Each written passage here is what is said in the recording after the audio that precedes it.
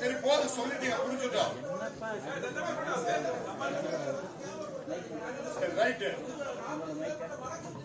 சரி உட்காருங்க, சரி உட்காருங்க.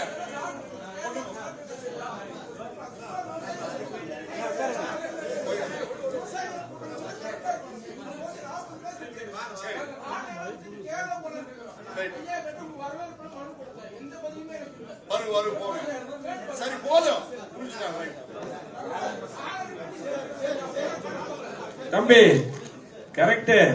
அவர் எடப்பாடியார் இருக்கும் போதுதான் இந்த பொள்ளாச்சிக்கு மட்டுமல்ல, இங்க பாருங்க நீராபானத்துக்கு கிட்டத்தட்ட 15 கம்பெனிக்கு மேல அனுமதி கொடுத்தாரு. இது 23 கம்பெனிக்கு. இன்னைக்கு இந்த திமுக ஆட்சி வந்து எதுவுமே பண்ணல. அது மட்டுமல்ல, சென்னை விவசாயிகளுக்கு கஜா புயல், இல்ல ஒரு நிமிஷம், கஜா புயல் வந்த போது ஒவ்வொரு மரத்துக்கும் அதிகமா நிதி கொடுத்தது அண்ணன் தான்.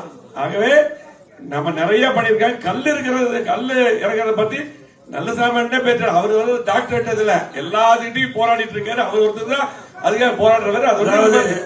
அதாவது உங்க பிரச்சனை மட்டும் பார்க்க கூடாது, புரிஞ்சுக்க. இது தமிழ்நாடு, தனிப்பட்ட முறையில யாருக்கும் பண்ண முடியாது. இது ஒரு பொதுவா சொல்றத கேளுங்க, கோரிக்கை மட்டும் வைங்க, சொல்றத கேளுங்க. 8 கோடி மக்கள் இருக்கிறாங்க, நீ கொஞ்சம் இருங்க.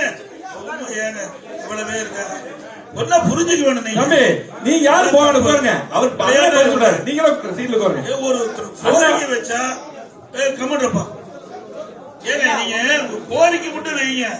அதாவது வந்திருக்கிறாங்க, ஒவ்வொருத்தருக்கும் ஒரு தொழில் பண்றாங்க, பல அமைப்பு இருக்குது, அவருடைய பிரச்சனையை சொல்றாங்க. அது மாதிரி அண்ணன் கல் நல்லசாமி அண்ணன் வந்து அவருடைய பிரச்சனையை சொல்றாரு. அதோட ரைட்டு, நீங்க இப்படி இருக்குது அப்படி இருக்குதுன்னா அதெல்லாம் வந்து இந்த பொதுவான இடத்துல நான் பார்க்க கூடாது. இதெல்லாம் பதிவாகும், அதை புரிஞ்சுக்கங்க.